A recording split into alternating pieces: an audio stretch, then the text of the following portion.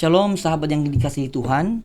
Selamat datang di Suara Sunderman, edisi khusus rancangan khotbah minggu. Senang sekali bisa kembali menyapa dan berbagi berkat lewat pembahasan firman Tuhan bersama Bapak Ibu pendengar. Episode kali ini menggunakan bahasa Indonesia, sehingga program ini tidak melulu bahasa Nias, tapi bergantian setiap minggu. Kami juga mendengar saran-saran yang disampaikan Bapak Ibu lewat kolom komentar di channel YouTube ST BNKP Sunderman. Hari ini kita akan membahas satu perikop khotbah pada Minggu 26 Oktober 2025 dari 2 Timotius pasal 3 ayat 10 sampai 17. Bersama saya sudah hadir di sini Bapak Pendeta Alokasi Gule, seorang hamba Tuhan dan dosen ST BNKP Sunderman yang akan berbagi tentang bagaimana kita menggali perikop ini secara mendalam dan relevan. Baik Pak Pendeta, sebelum kita mulai berbincang tentang firman Tuhan ini, kita berdoa terlebih dahulu. Mari kita berdoa. Terima kasih Bapa yang baik, hingga saat ini Engkau telah memberikan kami anugerah, pertolongan, dan pada saat ini kami mau berbagi tentang firman Tuhan yang akan dikhotbahkan pada minggu depan ini. Kami mohon kiranya Tuhan menuntun kami, menolong kami, sehingga acara ini boleh berjalan dengan baik. Terima kasih, dalam nama Yesus kami berdoa. Amin. Saya akan membacakan nas khotbah yang akan dikhotbahkan pada minggu ini, yang diambil dari 2 Timotius pasal 3 ayat 10 sampai 17. Tetapi engkau telah mengikuti ajaranku, cara hidupku, pendirianku, imanku, kesabaranku, kasihku, dan ketekunanku. Engkau telah ikut menderita penganiayaan dan sengsara seperti yang telah kuderita di Antiokhia dan di Ikonium dan di Listra. Semua penganiayaan itu kuderita dan Tuhan telah melepaskan aku daripadanya. Memang setiap orang yang mau hidup beribadah di dalam Kristus Yesus akan menderita aniaya. Sedangkan orang jahat dan penipu akan bertambah jahat. Mereka menyesatkan dan disesatkan. Tetapi hendaklah engkau tetap berpegang pada kebenaran yang telah engkau terima dan engkau yakini, dengan selalu mengingat orang yang telah mengajarkannya kepadamu. Ingatlah juga bahwa dari kecil engkau sudah mengenal kitab suci yang dapat memberi hikmat kepadamu dan menuntun engkau kepada keselamatan oleh iman kepada Kristus Yesus. Segala tulisan yang diilhamkan Allah memang bermanfaat untuk mengajar, untuk menyatakan kesalahan, untuk memperbaiki kelakuan, dan untuk mendidik orang dalam kebenaran. Dengan demikian, tiap-tiap manusia kepunyaan Allah diperlengkapi untuk setiap perbuatan baik. Demikian firman Tuhan yang akan dikhotbahkan pada minggu ini, Pak. Sebagaimana program ini kita laksanakan untuk berbagi pada para pelayan maupun jemaat Tuhan dimanapun berada. Maka untuk menggali lebih dalam firman Tuhan ini ada beberapa hal yang menjadi pokok-pokok pertanyaan dari saya. Yang pertama, dalam bagian firman yang barusan kita dengar, Paulus menyebut tentang penderitaan, penganiayaan, bahkan ajaran sesat. Sebenarnya Pak, pengalaman seperti apa yang sedang Paulus alami saat menulis perikop ini? Ya, kita kenal ya bagaimana Paulus rasul yang dikhususkan untuk orang-orang non-Yahudi, dan dia mengalami banyak sekali penderitaan. Dan surat 2 Timotius ini merupakan salah satu dari 3 surat pastoral Paulus. Yang duanya adalah 1 Timotius dan Titus. Nah, dari surat 2 Timotius ini kalau kita baca sebenarnya dari secara menyeluruh, kita akan melihat bahwa Paulus menunjukkan dirinya bukan hanya sebagai rasul, tetapi juga sebagai bapa rohani yang menuntun generasi penerusnya, dalam hal ini Timotius, di tengah tekanan berat terhadap gereja. Nah, surat ini sendiri dia tulis ketika dia di penjara untuk yang kedua kalinya di Roma, ya sekitar tahun 64-65 Masehi, atau menjelang kematiannya di bawah pemerintahan Kaisar Nero. Nah, tetapi unik memang pemenjaraannya ini, karena tidak seperti ketika dia di penjara sebelumnya. Kita tahu juga kan surat Filipi itu ditulis oleh Paulus ketika dia di penjara. Tetapi itu jauh lebih baik penanganannya. Tetapi ketika dia di penjara di Roma, perlakuan kepadanya jauh lebih keras. Dia mengalami kesepian, dia mengalami kegelapan, sementara banyak rekannya yang telah mulai meninggalkan. Nah, dalam keadaan itu dia menulis surat ini kepada Timotius, anak rohaninya yang sedang melayani jemaat Efesus. Jadi Timotius ini pemimpin jemaat Efesus, dan kota Efesus kan kota besar pada zaman itu, dipenuhi oleh filsafat Yunani, penyembahan berhala juga ada di situ, dan berbagai ajaran sesat. Jadi dalam konteks itulah Paulus menulis surat 2 Timotius ini. Jadi itu latar belakangnya mengapa Paulus menulis surat 2 Timotius ini. Baik. Luar biasa sekali Paulus ini ya. Ya. Bahkan di dalam penderitaan pun dia masih memberi waktu untuk menulis beberapa pesan-pesan kepada jemaat. Ya, dia menyampaikan wejangan. Ya. Terutama kepada Timotius. Nah Pak, jadi ini kan surat ditujukan kepada Timotius ya. Dan dalam beberapa bagian juga disebutkan mereka ini begitu dekat, Paulus dan Timotius ini. Sebenarnya seperti apa gambaran hubungan antara Paulus dan Timotius ini? Ya, biasanya kan Paulus menulis surat kepada jemaat, misalnya jemaat Roma, Efesus, Filipi, Korintus, Tesalonika. Tetapi kan kali ini dia menulis kepada orang, yaitu Timotius. Dan memang ada hubungan khusus antara Paulus dan Timotius. Hubungan khusus yang bagaimana? Ya, jadi jangan disalahartikan. Hubungan khusus dimaksud adalah ada relasi personal, relasi yang penuh kasih, seperti seorang ayah kepada anaknya. Jadi bukan hanya sekadar hubungan rasul dan murid. Kalau kita baca misalnya 1 Timotius pasal 1 ayat 2, 2 Timotius pasal 1 ayat 2, Paulus sendiri kan menyebut Timotius, memanggil Timotius dengan sebutan anakku yang kekasih. Jadi Timotius ini dianggapnya sebagai anaknya yang kekasih di dalam iman. Jadi relasi yang hangat dan penuh kepercayaan ini memberi warna yang khas pada surat 2 Timotius. Nah, jadi itu hubungan antara Paulus dan Timotius, sehingga kemudian Paulus menulis surat ini dan ditujukan kepada Timotius yang waktu itu sedang menggembalakan jemaat di kota Efesus. Gitu ya Pak Ya. Nah, ini kan tadi sebagaimana apa yang Bapak sampaikan bahwa pada waktu itu Paulus sedang berada dalam penderitaan hebat ya. Tapi masih sempat memberikan waktu untuk memberi pesan kepada kepada Timotius.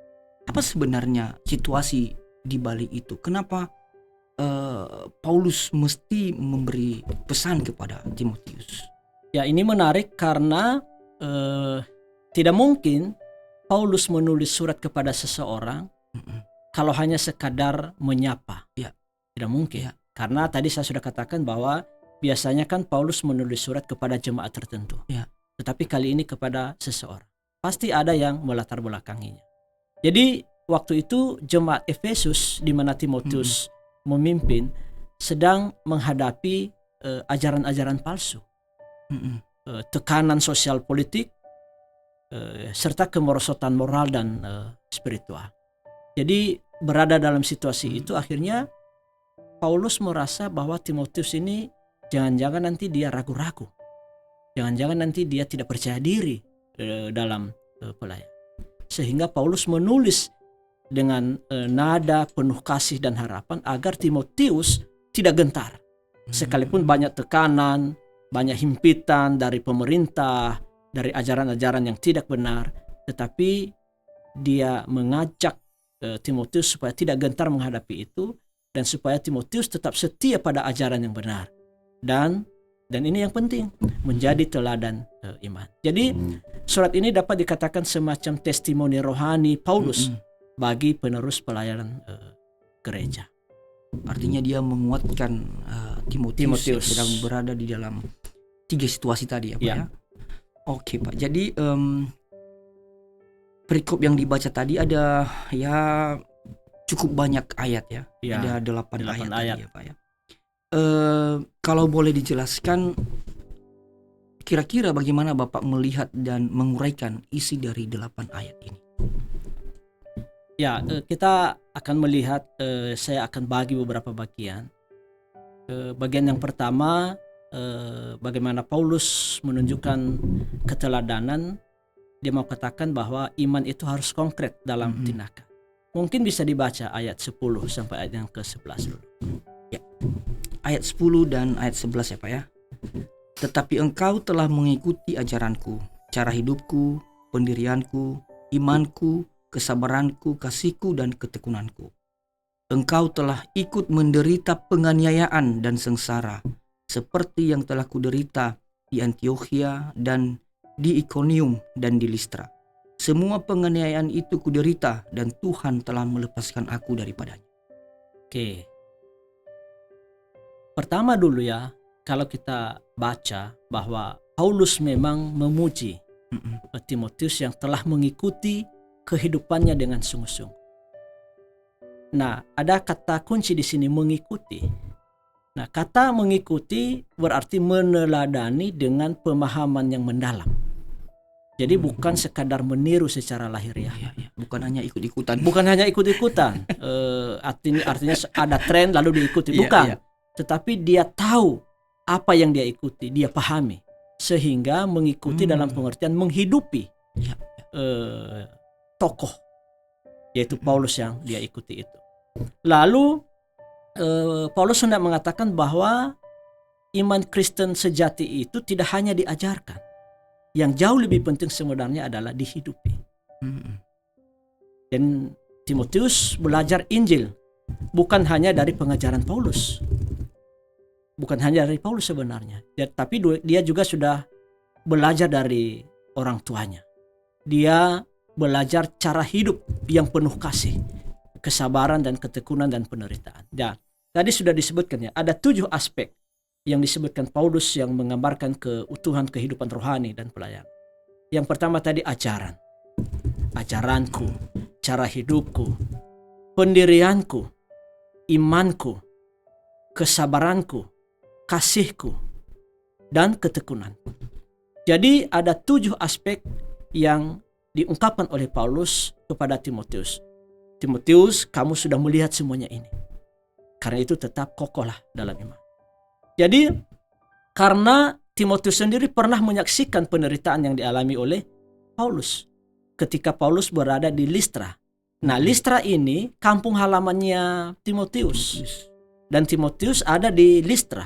Jadi dia pernah melihat, mengamati bagaimana Paulus mengalami penderitaan ketika dia melayani di Listra. Sehingga teladan itu menjadi nyata dan personal. Jadi sebenarnya Paulus sengaja menyebutkan kampungnya Timotius ini, Listra. Supaya mungkin Timotius mengenal betul, mengingat betul, dan pendekatannya lebih personal. Dan dengan demikian iman ditransmisikan, diteruskan lewat relasi dan keteladanan hidup. Jadi tidak cukup hanya kata-kata. Jadi itu bagian yang pertama.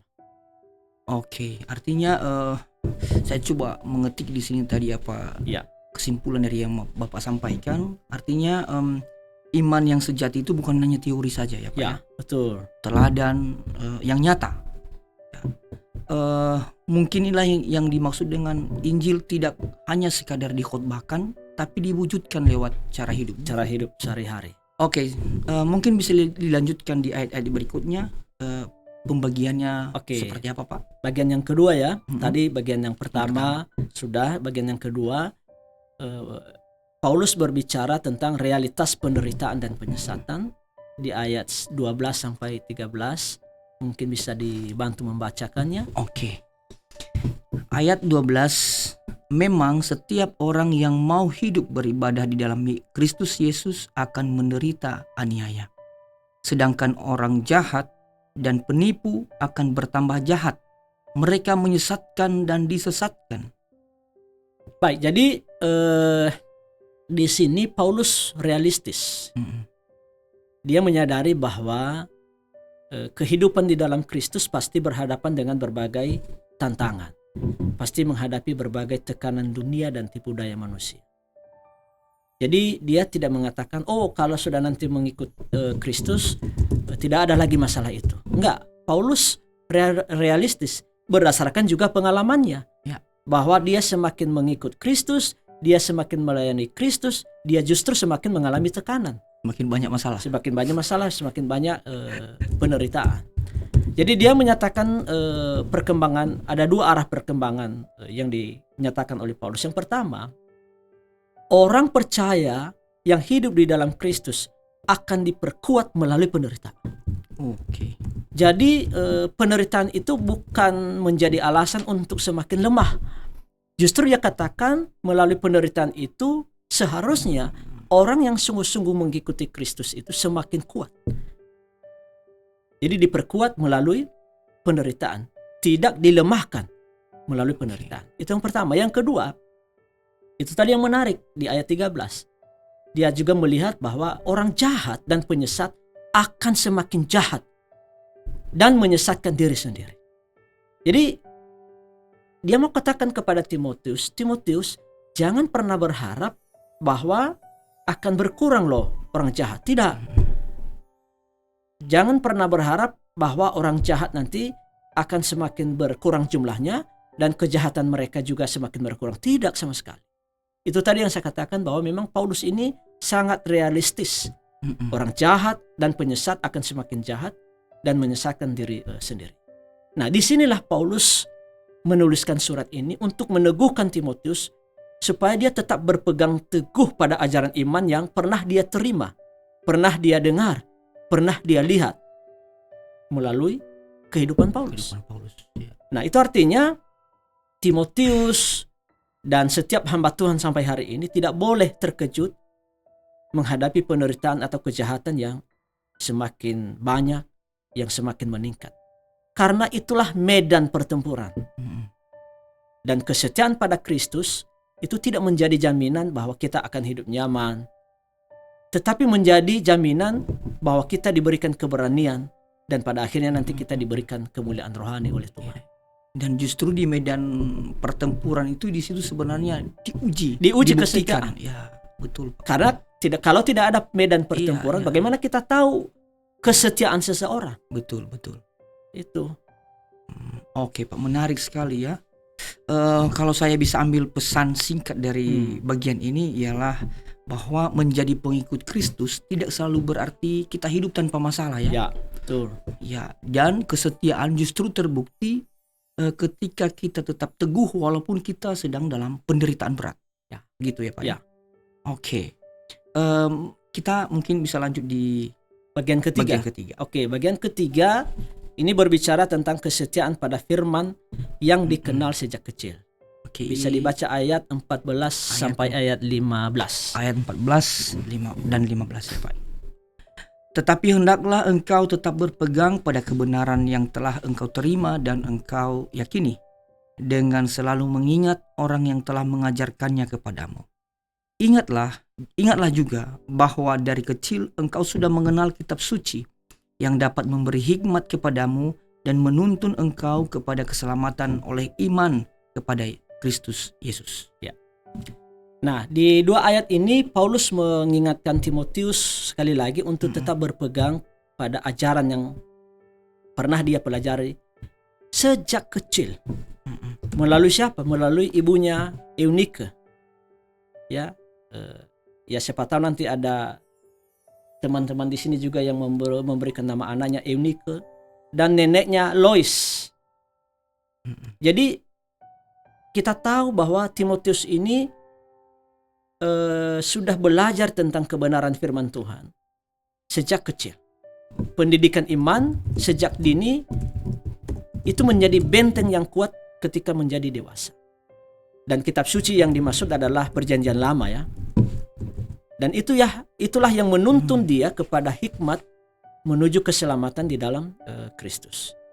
Jadi di sini juga kita sadar bahwa iman yang kokoh seperti yang dimiliki oleh Paulus, seperti yang dimiliki juga oleh Timotius, lahir dari proses yang panjang, bukan dari pengalaman sesaat, bukan dari pengalaman instan.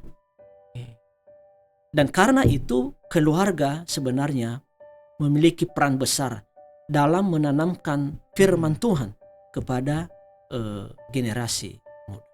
Ya, artinya ada andil keluarga, Ada besar andil ya, keluarga dalam membentuk gereja yang kuat dan kokoh ini. Betul.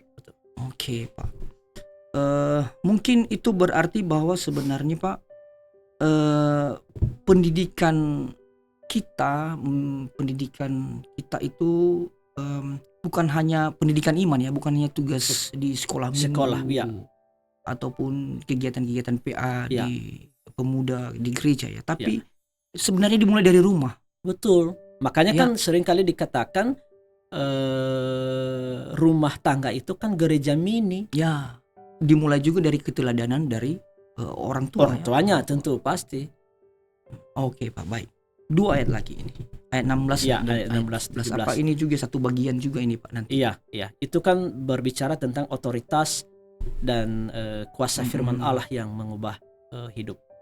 Bisa dibacakan ayat 16 17. Ayat 16 dan 17.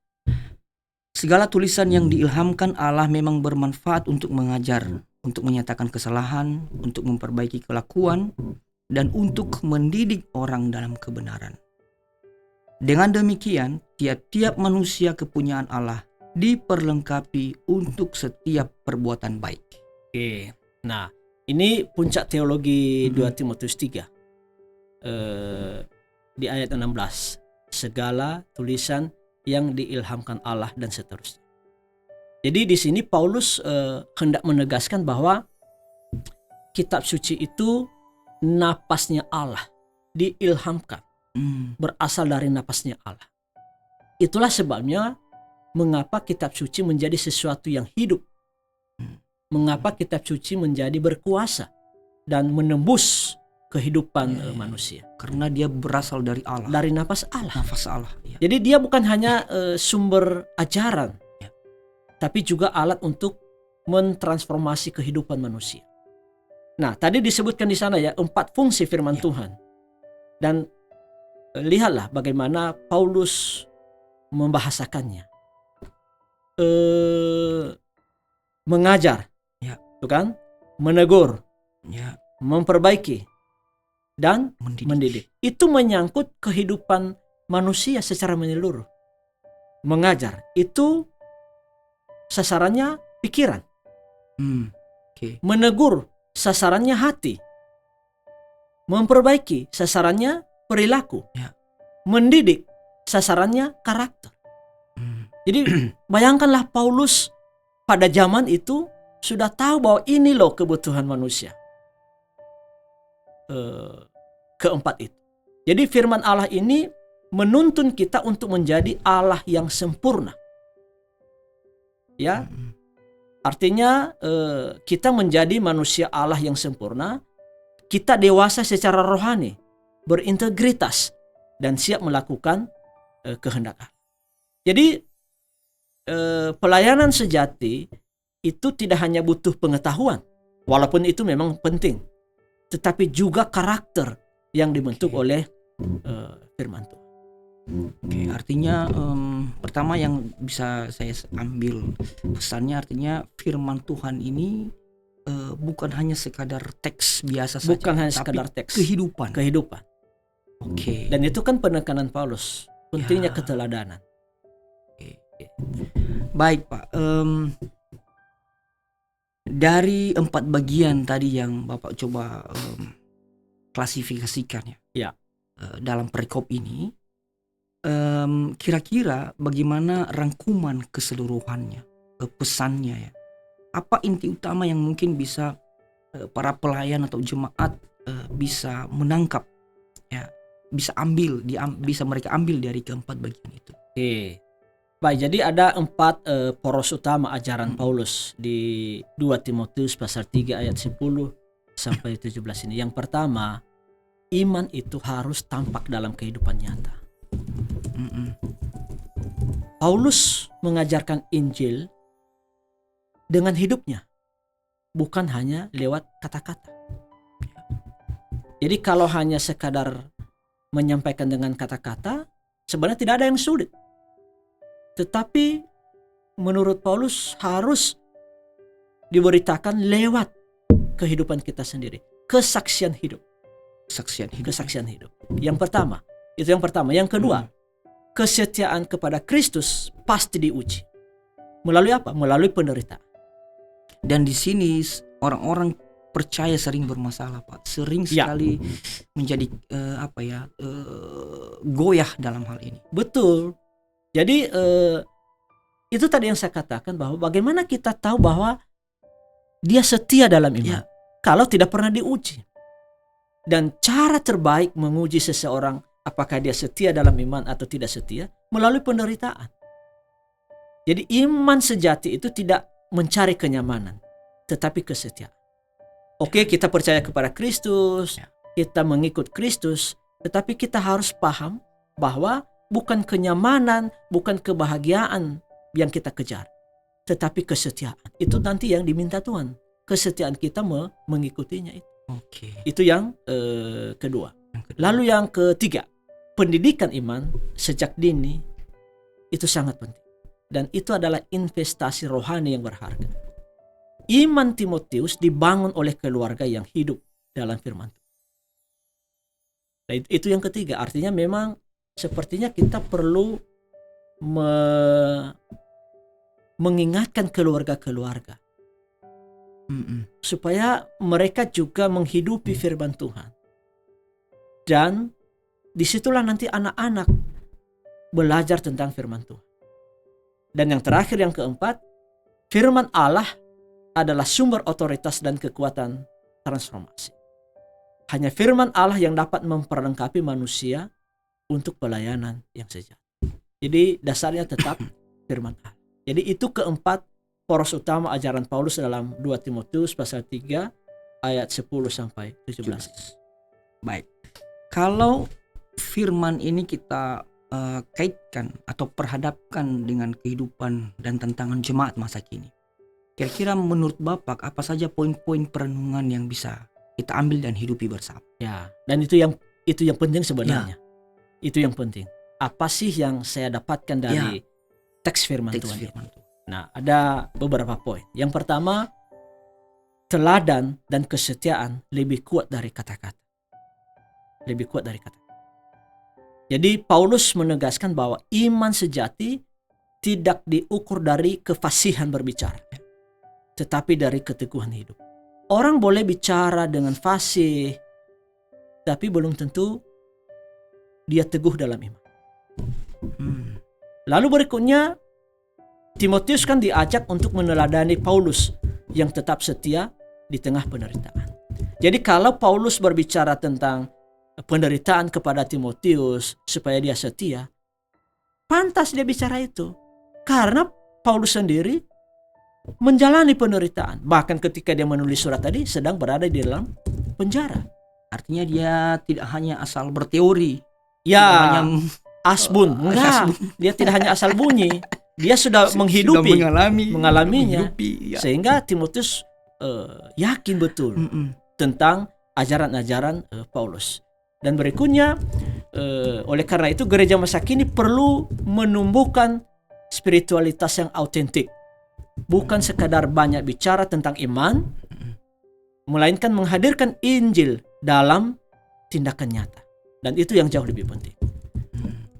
Dan sekali lagi, penderitaan bukan tanda kegagalan, melainkan bukti kesetiaan dalam mengikut Kristus. Ya, kita tahu ya, ada banyak sekali ajaran-ajaran sekarang. Ya. Kalau kamu percaya kepada Kristus, kamu akan hidup berlimpah, Ya. kamu akan hidup enak, Ya, kaya raya, makmur, tidak ada Ya. penderitaan lagi. Enggak, tidak seperti itu Justru sebenarnya. sebaliknya, Pak, ya. Sebaliknya, penderitaan itu bukan tanda Betul. kegagalan. Penderitaan itu bukan tanda bahwa dia tidak percaya Kristus. Penderitaan adalah bukti kesetiaan dalam mengikut Kristus. Ya. Itu yang pertama. Yang kedua, iman kita harus hidup dan bertumbuh dari rumah. Mm-mm. Nah, kita melihat juga tadi bagaimana keteguhan Timotius tidak muncul tiba-tiba, tetapi berakar dari pendidikan iman yang telah dia terima sejak kecil dari ibunya Eunike dan neneknya Lois. Jadi ini menegaskan bahwa pembentukan rohani dimulai dalam keluarga. Ini penting, Pak, karena yang dalam pengamatan saya, khususnya kalau kita di Nias ini, Iya. memang keluarga-keluarga, bukan kita hakimi ya, Ya, tapi ada saja keluarga-keluarga yang menganggap bahwa urusan mendidik rohani anak itu di gereja. di gereja, betul. Dan itu Ya. pemahaman yang salah. Justru dimulai dari dalam keluarga. Kalau di gereja, berapa jam lah dia di gereja? Sementara sepanjang hari di rumah. Ya, betul. Makanya lebih baik ditanamkan nilai-nilai berdasarkan firman Tuhan dalam keluarga. Sebab gereja yang kuat lahir dari keluarga yang menanamkan firman Allah dan meneladani kasih Kristus sejak dini. Itu yang kedua. Oke. Yang ketiga, poin yang ketiga yaitu firman Allah adalah napas dan pedoman hidup gereja. Nah, kita tahu ya, kita berada di zaman yang maju, dan kita tahu juga pada zaman Timotius ini banyak ideologi hoax dan ajaran palsu, dan Paulus menegaskan bahwa hanya firman Allah yang diilhamkan Mm-mm. oleh Allah yang menjadi dasar yang kokoh bagi iman dan pelayan. Tanpa firman, gereja kehilangan arah dan napas rohani. Jadi ini catatan, kalau di makalah ini catatan kaki. Perhatikanlah gereja-gereja di mana saja. Kalau pemberitaan firman Tuhan isinya bukan firman Tuhan, tetapi lebih pada pengalaman pribadi, cerita kesuksesan pribadinya, Ya. itu patut dipertanyakan. Gereja, jangan-jangan gereja itu sudah kehilangan arah. Karena itu prinsip sola scriptura yang digaungkan oleh Martin Luther harus tetap dihidupi sebagai pusat pembaruan gereja di setiap zaman, termasuk sampai hari ini. Dan yang terakhir ya, keempat, firman yang hidup itu membentuk karakter dan melahirkan generasi baru bagi pelayanan Tuhan. Jadi firman Tuhan itu bukan sekadar informasi rohani, melainkan kuasa yang membentuk karakter kita, memperlengkapi dan mempersiapkan orang percaya untuk setiap pekerjaan baik. Itulah tadi yang dikatakan di ayat yang ke-17. Dipersiapkan untuk pelayanan yang atau pekerjaan yang lebih baik. Jadi gereja masa kini memang harus meneladani Paulus yang mempersiapkan Timotius, membangun generasi baru yang tangguh, berakar dalam kebenaran, dan siap melayani di tengah dunia yang berubah. Sekalipun zaman berubah, banyak tantangan, tetapi kalau kita berdasarkan pada kitab suci, firman Tuhan, kita akan tetap teguh dan tidak akan goyah. Baik, Bapak tadi sudah mencoba untuk menguraikan mulai dari latar belakang, tafsirannya, pokok-pokok renungannya. Nah, mungkin jemaat atau para pendengar juga mengharapkan kesimpulan dari menyeluruh yang sudah Bapak uraikan tadi. Baik, jadi yang pertama surat Paulus kepada Timotius ini kita harus akui warisan iman ya, dari seorang rasul yang telah menempuh jalan penderitaan dengan setia. Jadi kalau Paulus mengajarkan tentang penderitaan, karena dia sudah menderita, sudah menjalani. Dan dia ingin agar Timotius dan kita juga semua menjadi hamba Tuhan yang teguh, berakar dalam firman dan hidup menjadi teladan dalam Kristus. Dan firman Allah seperti yang saya katakan tadi adalah napas kehidupan kita. Itulah sumber kekuatan kita. Alat pembentukan kita yang membuat manusia menjadi lebih lengkap dan siap untuk perbuatan yang baik. Nah, oleh karena itu kita harus meneladani iman yang nyata, bukan hanya kata-kata. Dan kita harus tetap setia di tengah penderitaan. Dan tanamkanlah firman dalam keluarga dan komunitas.